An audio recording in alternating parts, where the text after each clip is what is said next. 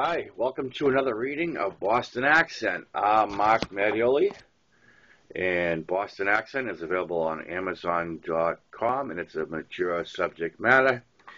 And we're going to pick up where we left off, which is in the middle of a segment, a long segment. So if you didn't catch the previous one, this is going to be a little confusing to you. So just go with the flow. Not that complicated. You'll figure out the gist of it. All right, let's get right into it. Boston Accent.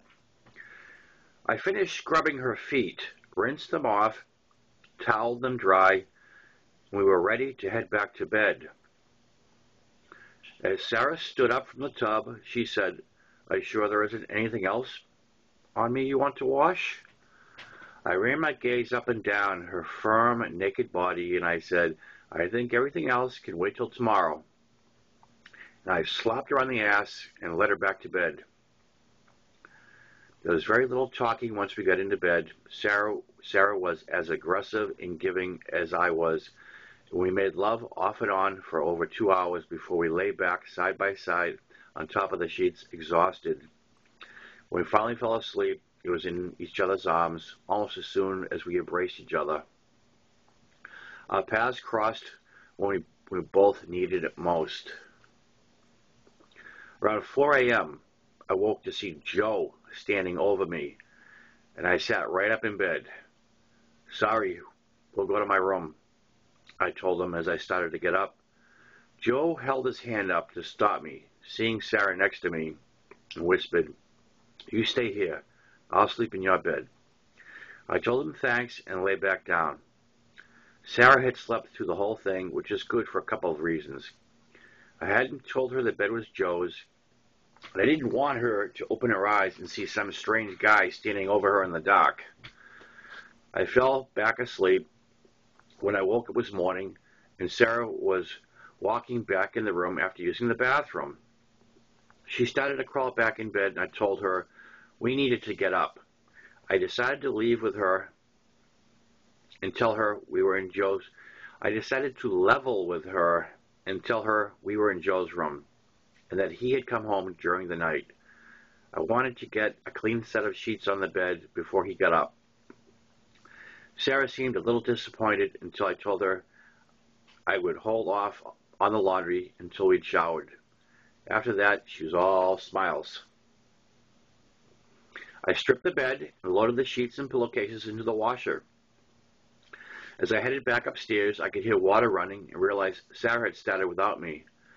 I peeked in my room and saw that Joe was still out cold, and then I headed to the bathroom to join Sarah. Just the sight of her wet body in the shower was enough to get me going again. We ended up staying in the shower until all the hot water was gone. As we left the bathroom, I could hear Joe downstairs and smell coffee brewing. I then realized that Sarah was pretty loud in the shower, making it difficult for Joe to sleep. We quickly dressed and headed downstairs for proper introductions, and I started up the washer. Overall, Joe was real good about the whole situation, but I told myself the next time I would use my own bed. After coffee and toast, Sarah said she needed to think about heading home. I walked her to the bus stop and gave her enough money to take the city bus to the bus terminal where she could catch a bus back to Stockton. I did not give her my address or phone number, nor did I ask for hers. I think she was okay with this and realized we had a great memory, and that was enough. The bus arrived, we hugged, kissed, and said goodbye. I headed home to apologize to Joe again and throw his clean linen in the dryer. It would not be the last time I apologized for my sexual escapades or sexcapades. And that was a good thing. There will be other incidents requiring apology that would not be good. Joe had a brother named Dirk, who was a drummer living back home in Arizona. Joe invited Dirk to move in with us and join his band, Budfest.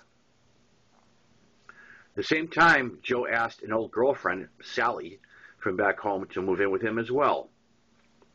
They both accepted Joe's invitation and made arrangements to travel together by plane. That would make 5 of us living in a 2-bedroom, and I was less than thrilled at that. The next thing Joe did was tell Seth that he would have to go. Dirk would be sleeping on the couch where Seth had been sleeping. Seth wasn't happy, but understood that Dirk was family, and he wasn't.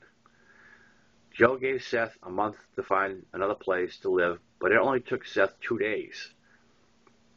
Seth was very aggressive and outgoing, and he had made friends with a woman across the street. The woman, Polly, and her son Kyle rented a 2-bedroom house and needed the extra cash. She'd actually made the offer to Seth the week before that he had a place to live if he wanted it.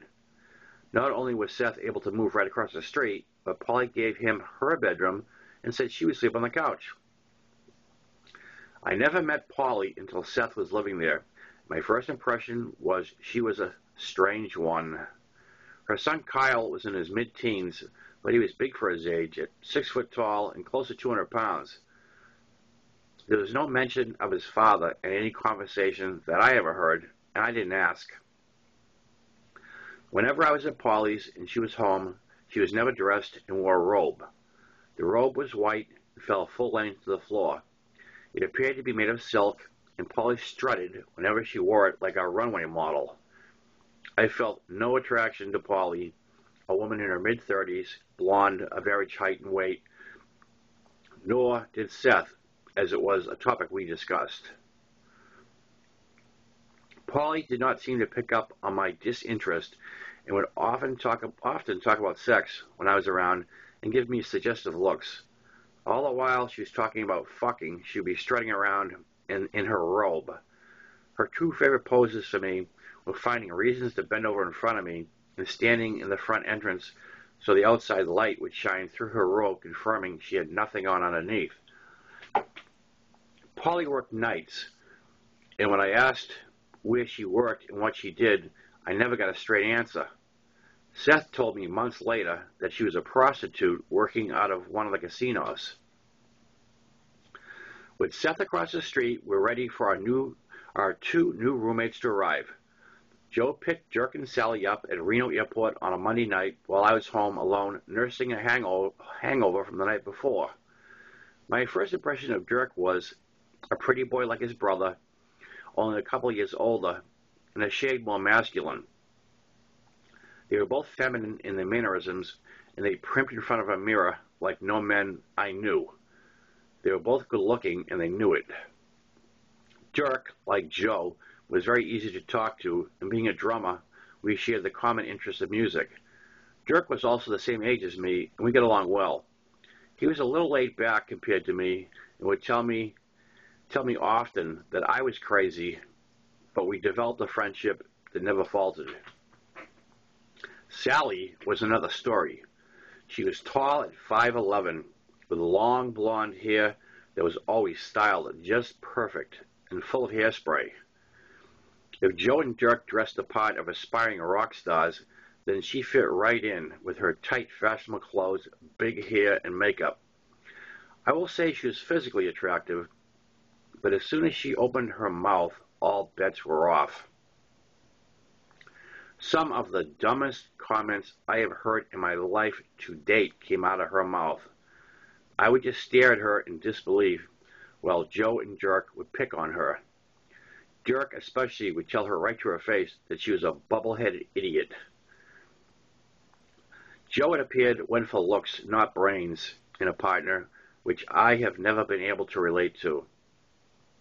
I have dated some women on the lower end of the evolution chart, but it never lasted. I find intelligence and humor to be the biggest turn-on in a woman's personality.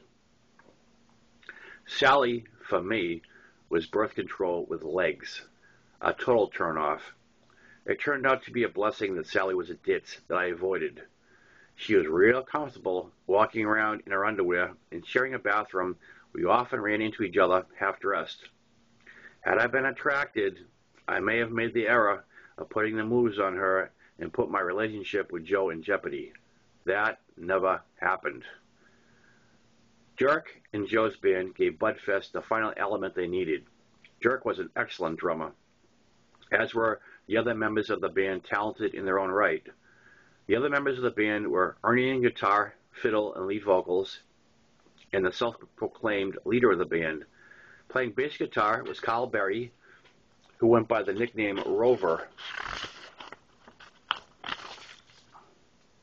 Rover, like Ernie, was originally from Los Angeles, and they were both in their early 30s.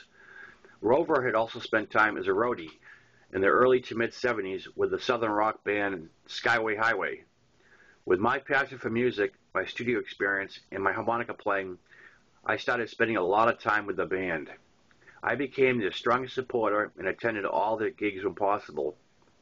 I was with them so much that club owners were told I was their sound man, so I didn't have to pay the cover charge. I also made a habit of carrying my harps around with me in case I got invited up on stage to jam.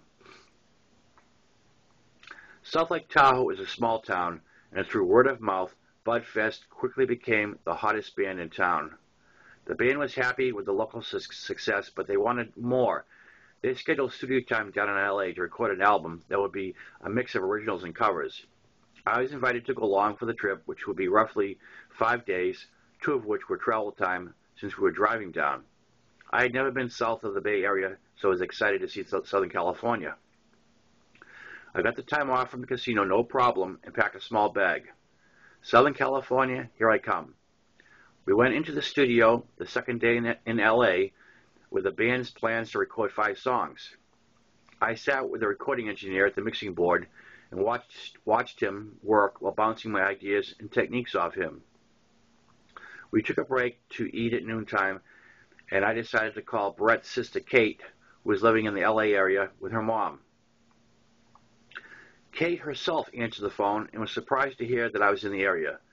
I got the biggest surprise when Kate informed me that Brett was visiting their mom and was in the other room. I talked to Kate for less than a minute and Brett got on the phone. "Where are you?" he asked me with excitement in his voice. I told him the name of the recording studio, and he told me he was 20 minutes away. He borrowed his sister's car, and within 30 minutes, he was standing in front of me. It was crazy, the two of us being together in LA. Having lived here for a while, Brett knew his way around. The first thing we did was hit a liquor store, buy beer, and then we just cruised around LA. Brett giving me a tour. After a few hours, we headed back to the studio to see what progress the band was making. I made introductions all around, but the band was stressing out and not in a real sociable mood.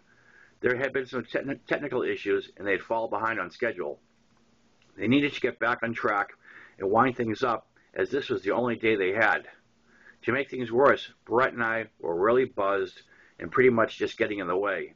I tripped over some sound cords and pissed everyone off.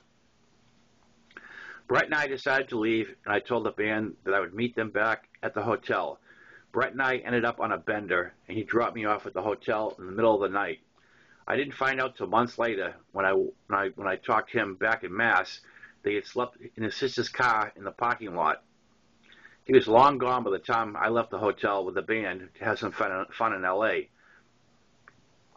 It was decided by vote that we were going to spend the day at SeaWorld, but we weren't just going to go to SeaWorld, we were going to trip on mushrooms at SeaWorld. Low profile did not enter into this outing at all. Just imagine 5 guys staring at fish tanks and laughing uncontrollably. I couldn't tell you the reaction of the rest of the viewing public that day because, frankly, in that state, I couldn't care less. None of us did. And we must have been a horror show. The biggest thing I remember is a staff member asking me if I wanted to put on scuba gear and swim in the shark tank.